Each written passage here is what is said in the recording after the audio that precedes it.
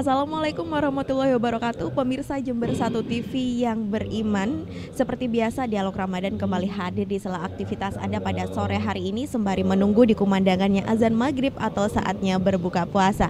Pemirsa, bagi Anda yang tidak dapat bergabung secara langsung bersama kami, Anda dapat menyaksikan tayangannya melalui website kami di www.jembersatutv.co.id.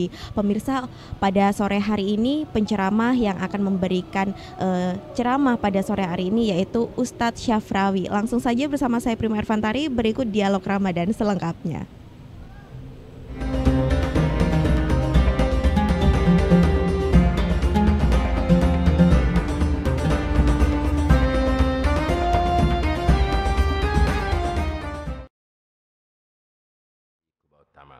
Bagi Anda yang merasa memiliki masalah-masalah terkait dengan agama, Anda belum tahu jawabannya, silakan Anda kontak saja pada kami lewat telepon 336652 atau Anda bisa SMS atau WA ke 081358252678. Baik, ini sekarang saya naik pangkat jadi narasumber.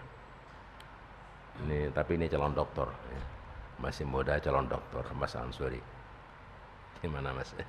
Dan pemirsa Jember Satu TV dimanapun Anda berada yang tidak bisa datang langsung ke Masjid Jami Al Baitul Amin Jember, Anda bisa mendownload aplikasi Jember Satu TV, live streaming atau YouTube Jember Satu TV. Pemirsa RRI dan pemirsa Jember Satu TV dimanapun Anda berada, sebagaimana tema yang kita angkat hari ini yaitu kontribusi puasa terhadap keamanan dan ketertiban. Nah, kalau kita lihat dan kita pahami, orang yang berpuasa itu tidak sama tentu dengan orang yang tidak berpuasa. Orang yang berpuasa memiliki aturan. Misalkan kapan dia harus makan, kapan dia harus minum, dan kapan dia harus beristirahat dari makan dan minum. Tentu hidupnya penuh dengan aturan-aturan. Nah, oleh karenanya dalam tema sore hari ini, tentu orang yang berpuasa paling tidak dia akan mengerti tentang aturan-aturan dan norma yang berkembang di tengah-tengah masyarakat. Seperti disampaikan oleh Pak Kiai Hasin tadi, bahwa orang yang berpuasa paling tidak akan ikut terlibat menciptakan situasi dan suasana yang akan mengarah dan mendorong kepada terciptanya keamanan dan kondusivitas masyarakat. Nah, dalam konteks ini Imam Ibnu Hajar menyebutkan bagaimana dengan orang yang berpuasa tetapi dia masih berperilaku kepada hal-hal yang mengarah kepada terciptanya instabilitas di tengah masyarakat. Dia berpuasa tetapi juga bohong. Dia berpuasa tetapi juga menyebarkan berita hoax. Dia berpuasa tetapi juga memfitnah. Bagaimana dengan puasanya? Nah, ini kan penting Kiai pada kondisi hari ini. Ya, kita akan bahas secara garis besar ya. Ketika Nabi berbicara mengenai puasa, beliau bersabda, "Laisa siyam minal akli wasyurbi, innamas siyam minal lagwi warafath." Puasa itu bukan hanya karena orang tidak makan tidak minum, tidak. Puasa itu adalah bagaimana orang mampu menahan diri dari bersenda gurau dan arafat. Arafat itu bisa bermakna kata-kata yang kotor, bisa bermakna juga kata-kata yang tidak senonoh, atau memiliki muatan fitnah, kebohongan, kedustaan, hoax dan sebagainya. Jadi artinya kalau orang berpuasa benar sesuai dengan petunjuk Allah dan Rasulnya, maka dia bakal libur selama Ramadan dari bersenda gurau yang berlebihan, libur pula dari mengucapkan kata-kata yang tidak senonoh. Nah, kalau misalnya ya, ini kita taati dengan baik, insya Allah akan kita dapatkan suasana yang tertib, yang aman di kalangan masyarakat. Bahkan ketika Nabi ini memberikan ciri-ciri orang berpuasa itu dengan sabda beliau, kalau andai kata ada orang ngajak kamu berkelahi misalnya, fa in sahabaka hadun aqatala alik aqatalahu faqul inni shaim, faqul inni shaim, inni shaim. Andai kata ada orang yang mengajak kamu berkelahi, katakan, saya sedang berpuasa, saya sedang berpuasa. Bahkan ketika orang ini ngajak berkelahi pun ini oleh Rasulullah dianjurkan orang berpuasa tidak boleh ngeladeni. Sekarang bayangkan kalau umpama para shoimin itu seperti itu, mana dia menahan diri dari bersendagurau yang berlebihan, perbuatan yang tidak ada gunanya. Mana dia mampu menjaga diri dari ucapan yang kotor, yang tidak senonoh. Bahkan Nabi berkata, bersabda, kul khairan aliasmut, katakan yang baik atau diam saja. Kalau dia mampu menahan diri dari ucapan-ucapan yang tidak benar, ya, yang hoax, yang fitnah, yang mengadu domba dan sebagainya, insya Allah rumah tangga kita bakal aman, kampung kita bakal aman, negeri kita juga bakal aman. Gak bakal ada itu yang namanya kekacauan apapun penyebabnya. Kenapa? Ramadan libur dulu, mau tengkar libur dulu. Itulah kenapa tadi saya katakan bahwa puasa ini memberikan kontribusi yang besar terhadap ketertiban dan keamanan masyarakat. Dengan catatan ditaati dengan baik. Ya kalau enggak ada gunanya orang itu menahan diri dari lapar, dari dahaga dan sebagainya, sementara nafsunya itu nafsu amarah dan sebagainya diikuti dengan leluasa. Nah, begitu. Kiai, kayak beberapa hari terakhir setelah kita melaksanakan hajatan nasional, Kiai, kan di media sosial kan banyak sekali orang yang memfitnah kepada masing-masing pasangan calon presiden. Bahkan sebelumnya itu. Nah, itu bagaimana, Kiai, kalau ada orang berpuasa tetapi pada saat yang sama melakukan hal itu, Kiai? Bagaimana dengan kualitas puasanya, baik secara fikih atau secara tasawuf, Kiai? Secara fikih sah, karena dia sudah tidak lagi menahan, tidak lagi makan minum dan sebagainya, mulai terbit fajar sampai terbenam matahari juga tidak kumpul sama istrinya. Tetapi pahala puasanya ini gugur. Ya, dia puasa tapi tidak dapat apa-apa. Dan itu banyak. Kamin shaimillah samin samilal jumalatas. Betapa banyak orang yang berpuasa tapi nggak dapat apa-apa kecuali lapar dan dahaga. Itu diantaranya itu. Nafsu amarahnya diikuti, nafsu untuk mengadu domba diikuti, kemudian mengadu apalagi berbohong dan sebagainya untuk kepuasan nafsunya. Ya sudah, kalau kita lihat kapan hari itu seperti itu indikator bahwa ternyata masih sedikit orang yang berpuasa yang mampu untuk meraih pahala, kecuali mereka hanya mampu mendapatkan lapar dan dahaga, ya. Berarti kasihan. Puasanya sia-sia, Kiai. Sia-sia, secara hukum dia sudah berpuasa, tapi dia nggak dapat apa-apa kecuali lapar dan dahaga. Kiai, misalkan secara ilmu tasawuf tadi puasanya dianggap sia-sia, apa perlu dikodok, Kiai? Artinya untuk mengganti puasa? Tidak. Tidak. Tapi kalau sudah berkaitan dengan orang lain, ya, misalnya dia berkata-kata kotor, ya, umpama ini, mohon maaf, nulis keliru misalnya lah, ya, asu misalnya. Ini kan tidak ngomong ke siapa, atau barangkali ngomongnya lebih parah dari itu, ya, cuma saya tidak mentolak mengomong. Lah, ini hanya dia hablum minallah, ya, dia hanya berhubung dengan Allah, istighfar dia, kemudian puasanya itu mungkin kalong berapa gitu.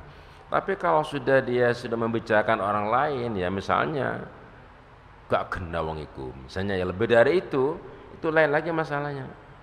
Bukan hanya pahala puasanya hilang, bahkan dia punya sisa dosa yang tidak bisa ditebus dengan istighfar. Apa itu? Ngerasane orang, mencaci maki orang, mengadu domba orang. Luar biasa itu akibatnya. Ya, luar biasa, kasihan, amat kasihan sekali. Kalau misalkan begini, Kiai, karena ini temanya adalah kontribusi puasa terhadap keamanan dan ketertiban, misalkan di Jember dan juga di Jakarta, Kiai. Jadi begitu masuk jam 1 malam, jam 2 malam, itu ada segerombolan pemuda yang mereka trek-trekan di jalan raya, Kiai. Nah, itu bagaimana dengan kualitas puasanya anak-anak yang malam waktunya orang berpuasa istirahat, tetapi segerombolan anak-anak muda itu trek-trekan di jalan? Bagaimana kira-kira dengan puasa itu masuk mereka? kategori al-laghwi ya. Melakukan perbuatan yang tidak ada manfaatnya, tidak ada gunanya. Begadang malam ya, bahkan mereka itu kebut-kebutan dan sebagainya itu nggak ada gunanya gitu loh. Bagi kesehatan juga tidak baik, ya kan? Andai kata mereka itu istirahat di rumah misalnya, istirahat di rumah, itu kan besoknya bisa lebih produktif. Kemudian bisa qiyamul lail, bisa macam-macam. Mereka memenuhi jalan hanya untuk memuaskan nafsunya saja, itu kepuasan nafsu ya. Ya kalau misalnya diukur dari tadi ya nggak dapat apa-apa juga itu. Karena al-laghwinya itu tidak mereka tinggalkan gitu. Kalau misalkan alasannya mereka untuk menghidupkan malam-malam Ramadan, bagaimana Kiai? Boleh dengan catatan bentuknya kayak apa. Kalau misalnya tadarrus, i'tikaf di masjid ya, bahkan umpama membahas masalah-masalah keilmuan ya, apakah yang namanya itu apa namanya, ada kegiatan apa itu, kegiatan taklim ya, kegiatan taklim atau seminar itu nggak masalah. Tapi kalau sudah malam-malam kayak gitu di sini, masya Allah luar biasa ya, luar biasa di Jember ini. Dan tidak ada yang bagaikan kota tak bertuan ya. Karena anak-anak itu, anak muda itu kebut-kebutan dan sebagainya. Bukan hanya membahayakan dirinya sendiri, juga membahayakan orang lain. Dan itu dibiarkan, sepertinya nggak ada yang apa ya, yang mampu mengatur mereka gitu loh.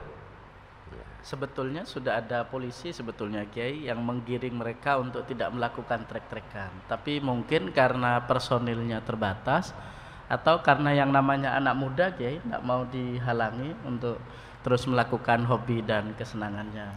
Artinya dari proses pencegahan yang dilakukan oleh polisi sudah dilakukan Kiai. Saya kira hanya lebih kepada anjuran saja. Kalau pencegahan itu gampang aja kan, gampang. Misalnya ya, pas ketika begitu ada dengan sengaja polisi itu memasang rambu untuk pemeriksaan surat-surat kendaraan. Insya Allah dengan cara begitu ada satu kesatuan ya dari Polres bekerja sama dengan dari POM misalnya gitu ya, polisi militer itu bersama-sama itu melakukan operasi ya. Insya Allah itu akan selesai masalahnya itu ya, akan selesai. Dan itu kan cuma terjadi 2 kali, yaitu malam Sabtu dan malam Ahad saja itu. Ya, monggo silakan. Monggo silakan, telepon masuk. Waalaikumsalam warahmatullahi wabarakatuh. Monggo, dengan Bapak siapa, di mana Bapak?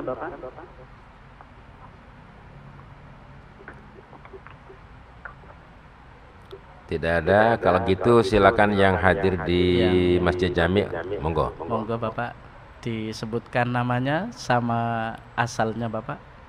Assalamualaikum warahmatullahi wabarakatuh. Waalaikumsalam warahmatullahi wabarakatuh. Nama saya Jauhari. Nggih, monggo Pak Pak Jauhari. Jauhari dari Trunojoyo. Cantikan ini. Trunojoyo. Monggo Pak Jauhari.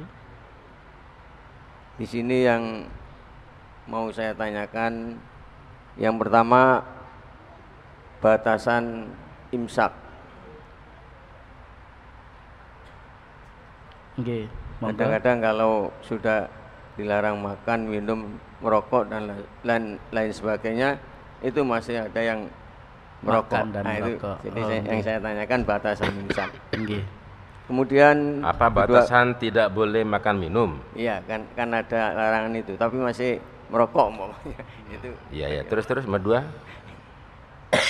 Kemudian yang kedua, bagaimana hukumnya orang berpuasa tapi melanggar, yaitu karena tidak bisa menahan nafsunya, kemudian berkumpul pada siang hari dengan istri.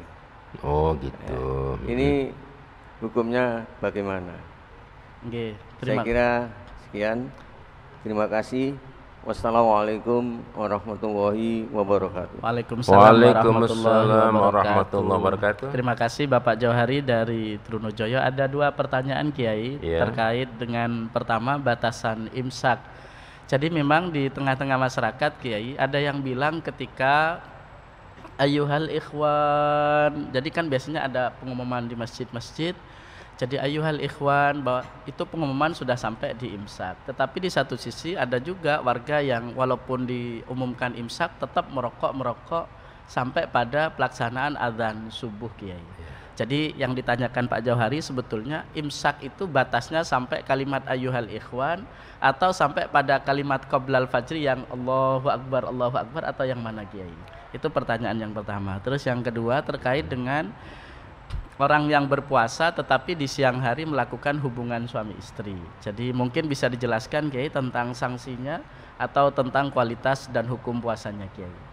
Monggo, Yang Kiai. pertama adalah imsak. Imsak itu kalau saya misalkan itu lampu kuning, ya, lampu kuning, bukan lampu merah. Yang tidak boleh sama sekali itu makan, minum dan sebagainya itu ketika lampu merah. Cuman ya ini kebijakan dari ulama-ulama terdahulu. Ya. Walaupun umpama kita katakan ya bahwasanya imsak itu boleh masih makan, masih minum, masih boleh makan minum. Tapi kenapa di masjid kok dikatakan dilarang makan, dilarang minum dan sebagainya? Ya kan? Okay. Itu lebih kepada warning ya, peringatan bahwasanya subuh akan segera tiba 10 menit lagi. Kan antara imsak dengan subuh itu 10 menit. 10 menit. Ya. Okay. Kalau hanya makan minum tidak masalah. Misalnya kado makan sudah karena mungkin bangunnya terlambat, makannya begitu, kado makan nasi kalau nggak habis tujuan mubadir ya, selesaikan tidak apa-apa. Walaupun sudah ada kata-kata iyyakum wal akla wa syurba wa ghaira dzalik. Nah, apa tidak batal? Tidak. Belum lampu merah, masih lampu kuning. Tapi kenapa para ulama terdahulu kok memberikan sinyal demikian? Kalau makan minum tadi saya katakan masih bisa di stop dengan seketika. Ya, misalnya tidak ada kata-kata imsak, tahu-tahu adzan. Mau begini, Allahu Akbar, tek. Ya. Yang sudah ada di dalam mulut segera dilepe, keluar.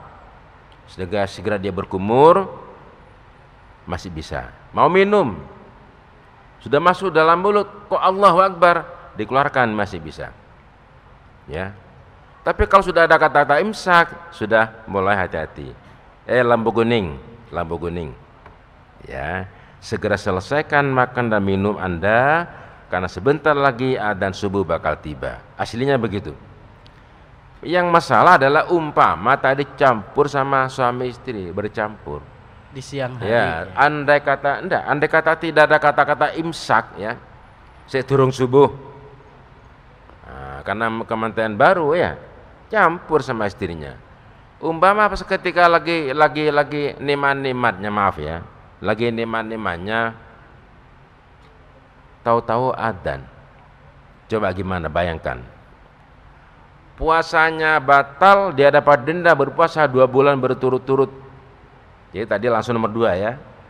Ini walaupun bukan siang hari, fajar sudah terbit, sudah ada adzan, kok dia masih kumpul, maka dia akan kena denda berpuasa 2 bulan berturut-turut.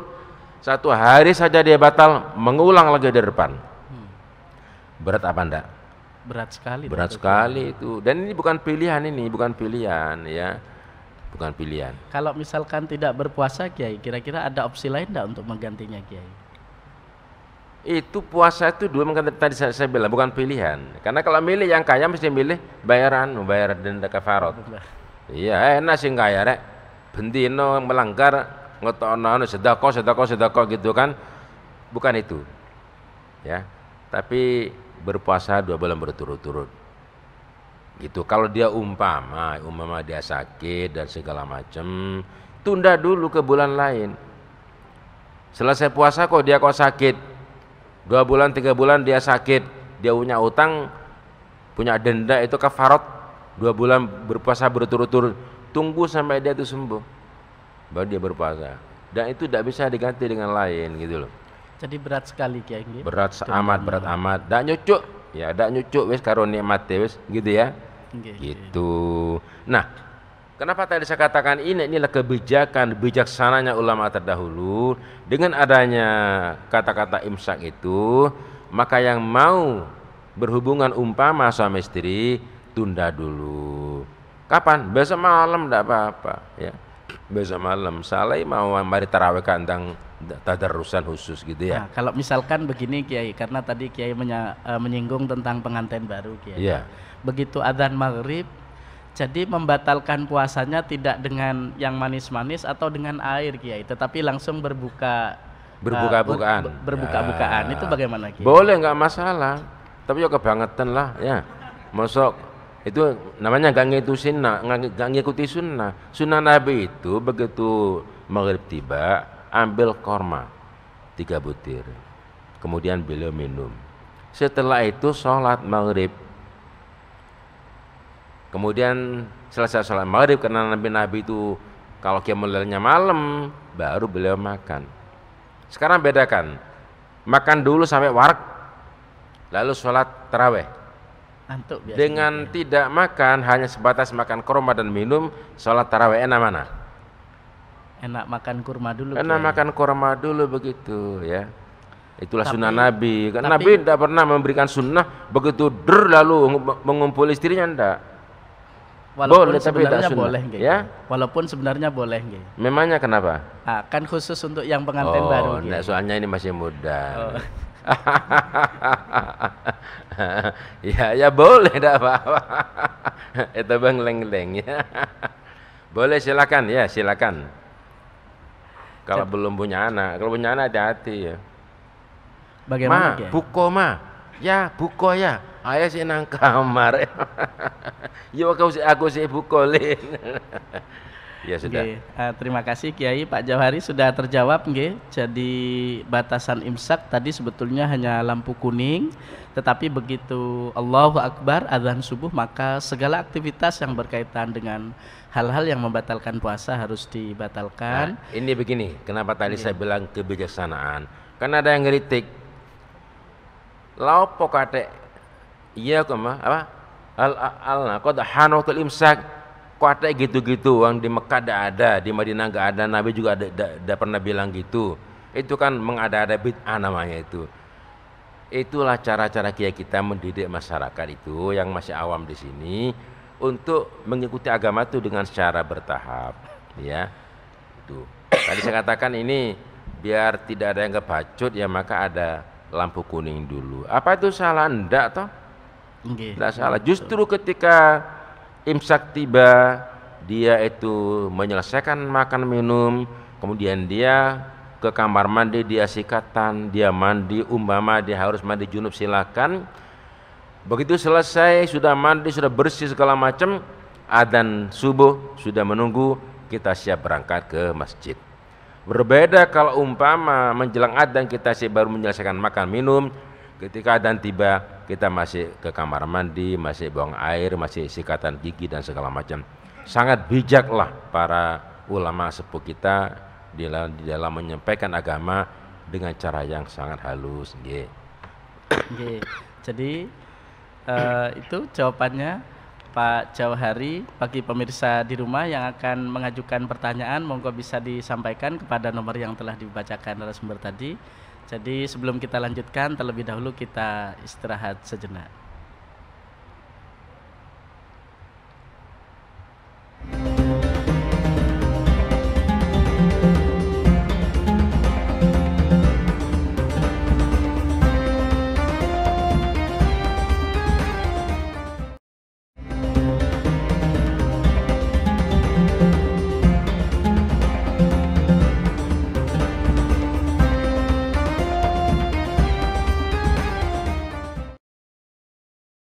Haji Muhammad Hasin Safrawi MPDI. Bapak Ibu dan hadirin yang berbahagia, tadi ada pertanyaan dari Bapak Jauhari tentang batas imsak dan juga bagaimana hukumnya seorang suami istri yang melakukan hubungan suami istri di siang hari layaknya di luar bulan Ramadan. Jadi bagi pemirsa yang ingin menyaksikan acara ini secara live bisa langsung di Masjid Jami Al Baitul Amin Jember, atau pemirsa bisa melihat atau mendownload aplikasi Jember 1 TV live streaming atau di YouTube Jember 1 TV. Nah, kita lanjutkan Kiai dialog kita. Kalau nanya, tadi Bapak mau nanya. Oh, mau tanya Bapak nggih. Nggih, monggo silakan sebutkan nama dan asalnya Bapak. Bismillahirrahmanirrahim. Assalamualaikum warahmatullahi wabarakatuh. Waalaikumsalam warahmatullahi wabarakatuh. Nama saya Sofyan Hadi dari Kebonsari, Pak. Nggih. Pak Sofyan Hadi, monggo Bapak. Pertanyaan saya, bagaimana caranya seorang yang ingin melaksanakan sholat berjamaah, ya, sholat taraweh, tapi masih belum sholat isya. Jadi kasusnya, contoh umpamanya, saya belum sholat isya, mau ikut sholat taraweh. Nah, di situ sudah ada jamaah yang sholat taraweh. Apakah saya menjadi masbuknya sholat taraweh langsung, atau saya menjadi masbuknya sholat isya dulu, baru mengikuti sholat taraweh? Jadi apakah sholat isya dulu makmum Iya. kepada yang sholat tarawih? Iya, makmum kepada sholat taraweh, Atau atau langsung sholat taraweh? langsung sholat tarawih? Nanti baru sholat isya. Oh gitu. Nah, Oke. itu. Oke. Itu bagaimana tadi? Jadi ada dua kiai. Jadi Iya. banyak memang, bukan di masjid ini juga banyak kadang, terus termasuk di masjid-masjid dan di tempat-tempat lain. Iya. Ada orang yang sebetulnya sangat ingin berjamaah kiai, berjamaah baik sholat isyaknya atau Iya. berjamaah sholat tarawihnya. Tetapi karena berbagai faktor dan alasan, sehingga nggak nutut dengan sholat isya berjamaahnya dan dia nutut ke sholat tarawihnya. Apakah dia langsung bermakmum kepada orang yang sholat tarawih kiai dengan niat sholat isya, atau niat sholat tarawih dulu baru setelah tarawih sholat isya kemudian? Nah, monggo kiai. Kalau Bapak itu terlambat isya ya, kemudian nanti ya, kalau mengerjakan isya dulu, terlambat jamaah ya, terlambat jamaah. Kalau Bapak kemudian mengerjakan isya dulu, maka berarti tidak berjamaah, ya enggak? Paham? Ini sudah sholat, ini isya sudah selesai, sekarang taraweh. Panjenengan datang, kok isya dulu, itu berjamaah apa enggak? Enggak. Ikut taraweh, kemudian isya, berjamaah apa enggak?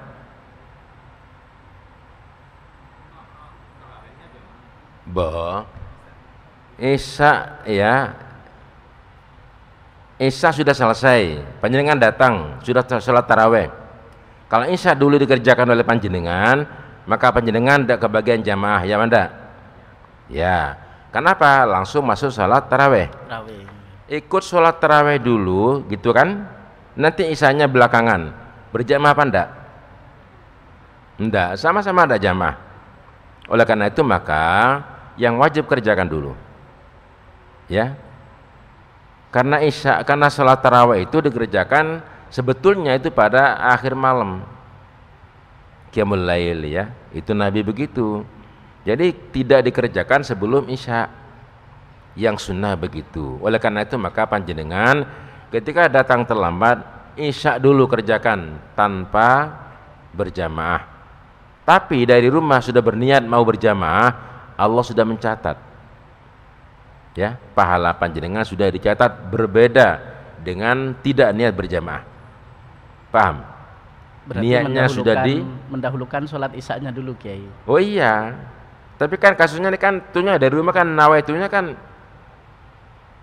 isya dulu kan berjamaah kan. Isya dulu. Tapi kadang-kadang muadzinnya itu cuma ada pas sekian menit sudah iqamah. Padahal harusnya minimal itu 15 menit. Hadis Nabi gitu ya. Bisa-bisa 20 menit. Kenapa? Nunggu orang yang masih ke kamar kecil ya. Mungkin antri wudunya. Mungkin rumahnya agak jauh dan sebagainya gitu kan. Tapi kadang-kadang yang keburu ini muadzinnya atau imamnya. Ya sudah, tapi panjenengan sudah nawaitu dari rumah, sudah niat berjamaah. Perkoranya sampai di sini enggak kebagian, tetap isya dahulu kerjakan. Gitu ya. Isya kerjakan, setelah itu kemudian panjenengan sholat tarawih berjamaah. Nanti ketika imam itu doa tarawih sebelum witir, tambahi kekurangannya. Ya. Itu kan sunnah, itu kan hanya tambahan saja. Jadi kekurangannya tambahi. Kehilangan berapa sholat? 2 kali sholat, 2 kali salam, berapa? 4 rakaat.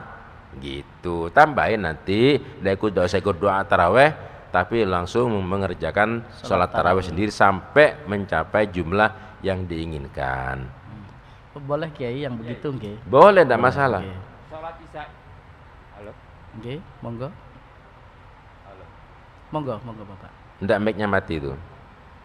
Ya, itu. Halo, halo. Nggih, monggo. Sholat isya-nya dikerjakan sendiri atau bermakmum kepada yang sudah sholat taraweh? Kerjakan sendiri tidak apa-apa kalau sudah nyata-nyata. Tapi kalau yang bermakmum juga boleh. Kenapa sejenis? Saking utamanya sholat berjamaah. Tidak apa-apa, kerjakan 2 rakaat, imamnya salam, panjenengan rakaat ketiga dan keempat. Oh, walaupun sholat tarawih sebetulnya kan sunnah nggih Kiai. Walaupun Boleh, nggih? karena Boleh, sejenis, nggih. ya. Berbeda kalau misalnya sholat khauf atau khusuf dan kusuf atau sholat jenazah itu tidak boleh. Kalau sholat jenazah kan tidak ada ruku sama sujud Ya, Kiai. tapi kalau taraweh kan sama, Fatihah, ruku, sujud gitu kan. Nggih. Dapat 2 rakaat, sana teruskan untuk tarawih yang berikut panjenengan teruskan rakaat yang ketiga. Begitu, nggih. Sampun. Sampun Pak Sofyan Hadi nggih. Jadi Nggih. bisa dipahami. Jadi pemirsa, Monggo yang mana silakan, nggih. monggo yang di belakang, monggo. Oh, Nggih. masih ada 2 Kiai. Masih ada 2. Masih ada 2 yang siap bertanya. Iya. Sebutkan. Assalamualaikum warahmatullahi wabarakatuh. Waalaikumsalam warahmatullahi wabarakatuh, nggih. Sebutkan nama Nama Bapak. saya Muhammad Arofin Pak Kiai. Muhammad Yang- Arofik. Muhammad Arofin. Bu Arofin. Dari mana Pak Arofin? Saya dari Paga, Dari Paga. Monggo. Jemberlor. Nggih, monggo. Yang ingin saya tanyakan terkait dengan syarat untuk menjadi imam. Syarat Jadi, untuk syarat menjadi untuk imam. menjadi imam. Jadi Oke. ada 10 diantaranya mungkin Islam, baleh, berakal, kemudian laki-laki tulen, suci dari hadas, nomor 6 benar bacaannya dan rukun sholatnya, kemudian bukan makmum, nomor 8 tidak mengidap penyakit, nomor 9 fasih dalam mengucapkan huruf-huruf Al-Quran, dan nomor 10 orang yang adil. Penyakit Yang- apa itu? Gimana Pak? Dan ngidap penyakit apa itu? Tidak Ya, mungkin mengidap penyakit. Kalau gatal-gatal tidak apa-apa. Bukan. Yeah. Ini syaratnya. Yang ingin saya tanyakan ini Yeah. mungkin terkait masalah yang terakhir dalam hal adil. Termasuk mungkin adil ini bisa dikategorikan orang yang mungkin mohon maaf ya. Ada mungkin di masyarakat yang mengira oh orang ini perbuatannya tidak baik di masyarakat gitu kan. Nah, bolehkah kita ketika misalkan orang ini nun sewu menjadi imam, kemudian kita merasa orang ini kurang pas menjadi imam, kemudian kita tidak mengikuti menjadi imam, apa boleh seperti itu Pak Yai? Karena panjenengan merasa lebih baik ketimbang orang itu gitu. Boten. Oh. Dan gini, Lah, podo elek ya, mungkin pandangannya di masyarakat begini. Ini saya contohkan yang mudah saja. Ya. Contoh yang di YouTube itu memang ada seorang anak yang mungkin Anak. sudah baleh, tapi bacaannya bagus, tapi belum tentu dia itu adil. Nah ini bagaimana hukumnya Pak Menjadi Yai? imam sholat. Untuk menjadi imam sholat. Ini contoh yang gampangannya saja gitu kan. Contohnya yang gampangnya. Adil itu kalau umpama punya istri 2 baru bisa diukur. Oh. bukan. Kalau istrinya 1 kan ya. Oke. Nggih makatan Mas nggih. Pada zaman Rasulullah pernah insyaallah sahabat Abdullah bin Abbas ya. Dia itu masih kanak-kanak tapi sudah balik. Dia ngimami sholat. Yang bermakmum ini orang dewasa tapi bacanya kalah sama si Anak-anak. anak kecil tadi itu.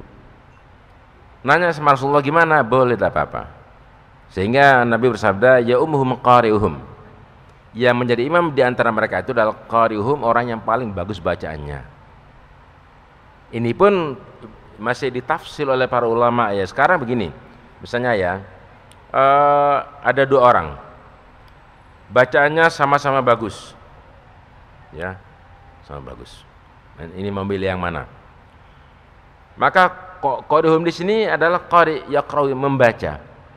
Tapi kalau sudah bacanya sama-sama bagus, maka ukuran kedua adalah yang lebih memahami Al-Qur'an, Yang lebih mengerti agama nggih, Kiai. yang lebih memahami isi Al-Qur'an. Isi Al-Qur'an. Iya.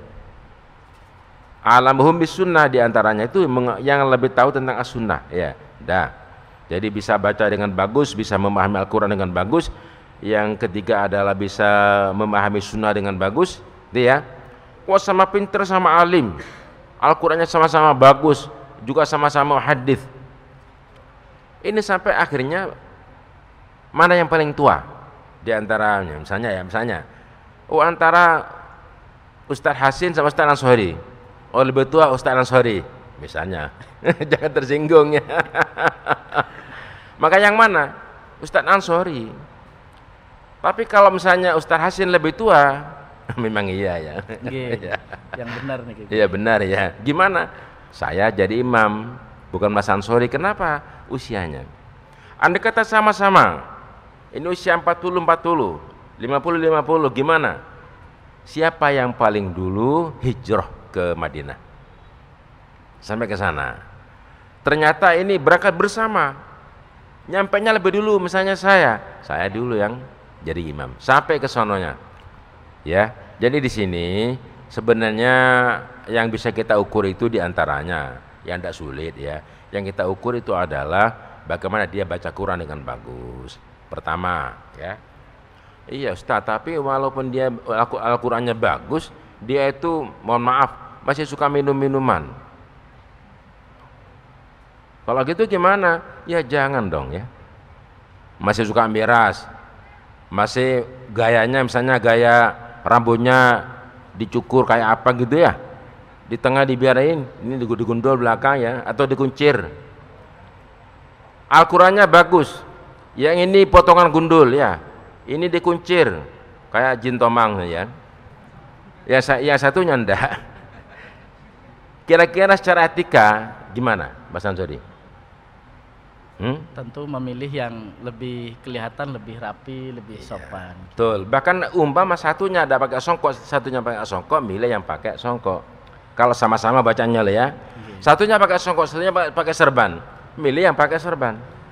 Tapi ada di YouTube Kiai, Iya. ada orang yang rambutnya panjang, gimbal, jadi kelihatannya kayak preman gitu. Tapi begitu jadi imam sholat, ternyata makmumnya terkesima semua. Karena bacaan Al-Qur'annya fasih dan baik sekali Kiai. Gitu. Nah kalau kasus yang itu bagaimana Itu Kiai? orang helap namanya Orang ya. helap. Orang helap. Orang helap jangan diikuti karena helap itu khilaful ada, itu sudah berbeda dengan yang lain gitu.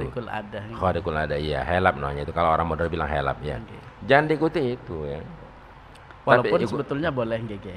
boleh dengan catatan dia itu kelihatan bersih apa enggak, kotor apa enggak. Kalau dia misalnya kelihatan rambutnya panjang gimbal, enggak pernah keramas ya. Apalagi banyak kutunya umpama ya. Umpama. Ya jangan dipilih. Pilih yang standar aja, pakai baju yang baik. Ini pun umpama saya ngimami ya. Saya dengan Mas Ansori. Saya pakai baju pendek. Hari ini tol ya, hari ini tol. Karena yang mana dititeni, enggak iku maneh. Enggak iku maneh. Dititeni sama yang jamaah ini yang hadir nih. Saya pakai ini tadi, Mas Ansori pakai gini. Ini kalau Anda kata sama-sama bagus bacanya, yang dipilih yang mana imamnya? Mas Ansori. Ya. Kenapa begitu Kiai? Nah, ini kan ada di sini begitu ya. Ini kan kita mau sholat, kita menghadap Allah dalam posisi kita ini hamba, seorang hamba. Ini lengkap dengan atribut bagaimana seorang hamba yang bagus kepada tuannya kan begitu. Ya. Jadi dipilih yang lebih sopan dari sisi penampilan. Ya, itu namanya ihsan itu di situ. Ihsan itu bukan sikap hati, juga ihsan itu juga sikap lahiriah. Itu ihsan. Yang ditanyakan Pak Rofin tadi tidak ada kata-kata dipilih orang yang usianya lebih tua Kiai. Tadi Kiai menyebutkan dipilih usianya yang paling tua. Umpama. Ya umpama itu hanya membandingkan saya dengan Mas Ansori kan, karena bukan sama-sama tua, satu tua satu muda. Sampun, tapi kalau keadilan itu keadilan nggak ada seorang pun yang bisa mengukur kecuali Allah ya. Misalnya anak saya ini ya, yang satu ini SMP, satu SD. Yang SMP tak kasih uang sangu 10.000, yang SD 5.000. Apa bisa di komen, wah bapak itu udah adil? Enggak kan? Kenapa? Itu proporsional.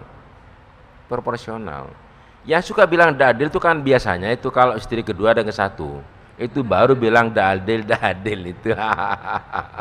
Ya.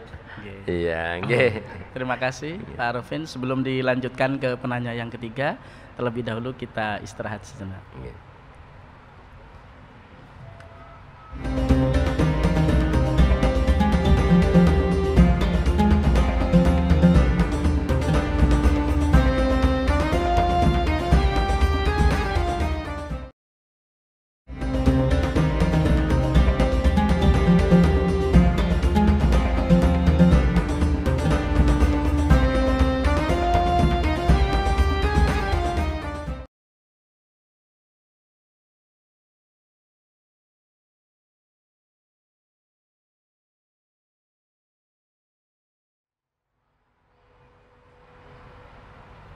Terima kasih pendengar Radio Republik Indonesia dimanapun Anda berada dan pemirsa Jember 1 TV dimanapun Anda berada. Kita lanjutkan pada termin kita yang ketiga. Bapak Ibu dan hadirin yang berbahagia, ada pertanyaan dari pemirsa yang ada di rumah, Pak Kiai. Kula bacakan pertanyaannya. Assalamualaikum warahmatullahi wabarakatuh. Waalaikumsalam. Saya Wahid Rosyadi dari Mayangan Gumuk Mas. Mau tanya Kiai tentang waktu maghrib di Jember Barat, daerah Kencong Jombang Gumuk Mas.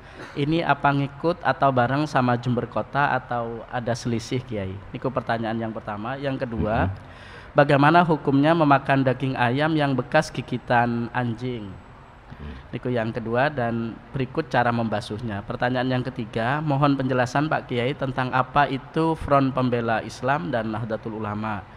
Soalnya akhir-akhir ini banyak kejadian antara FPI ngaku NU. Terima kasih. Assalamualaikum warahmatullahi wabarakatuh. Mohon penjelasannya Kiai. Ya, yang pertama tadi waktu ya, gini. Waktu maghrib.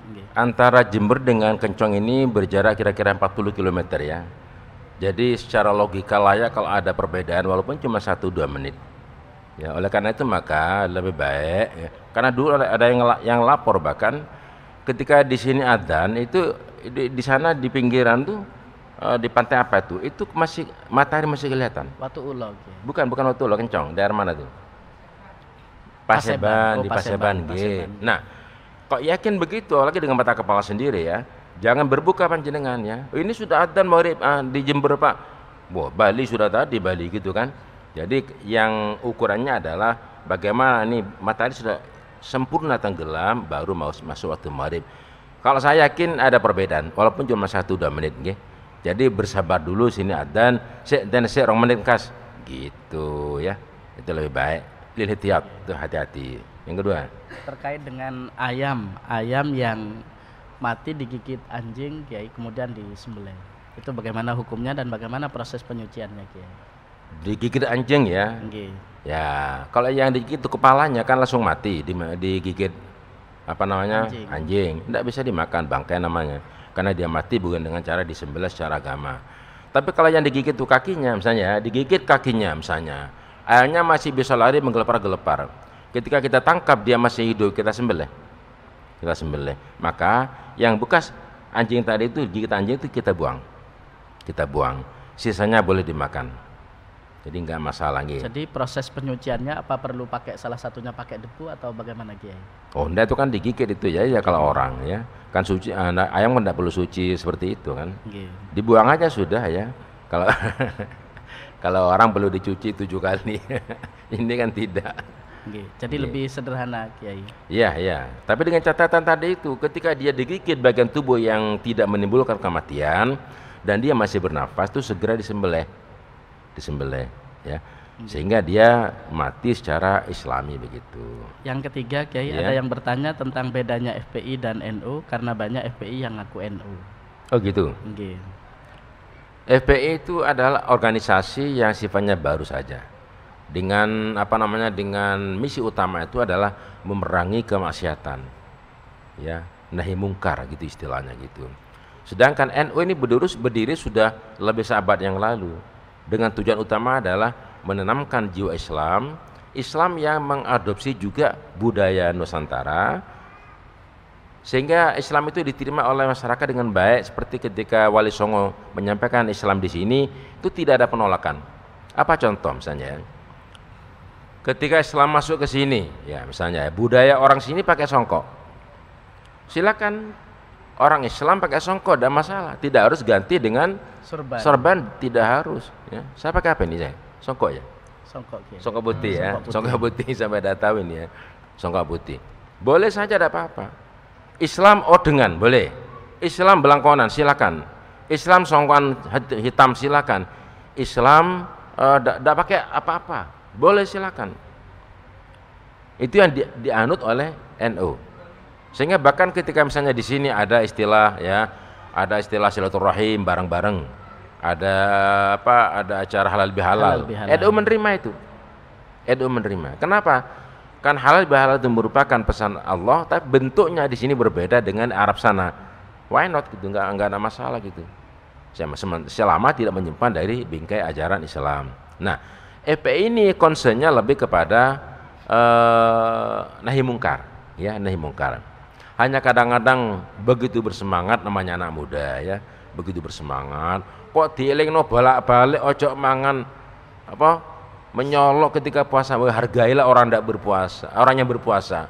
Ini mas gak poso, rokokan nang ngarepe wong sing poso, lalu ditorkop oleh FPI misalnya, ya bisa dimaklumi, walaupun itu tidak benar ya, tidak benar.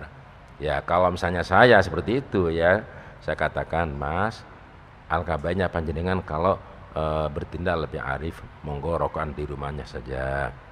Atau sembunyi-sembunyi Kiai. Ya atau sembunyi-sembunyi begitu. Silakan nanti begitu selesai rokokan panjenengan diusapi itu poso sapi ya, diusapi nanti bilang berpuasa, ikut berbuka bersama gitu. Nah, FPI ini kadang-kadang memang tidak omes. Bolak-balik diberi peringatan, dilaporkan ke yang berwajib dan sebagainya, tetap saja ada aduan sapi, tetap saja ada perjudian dan sebagainya, sehingga jiwa mudanya itu bergejolak.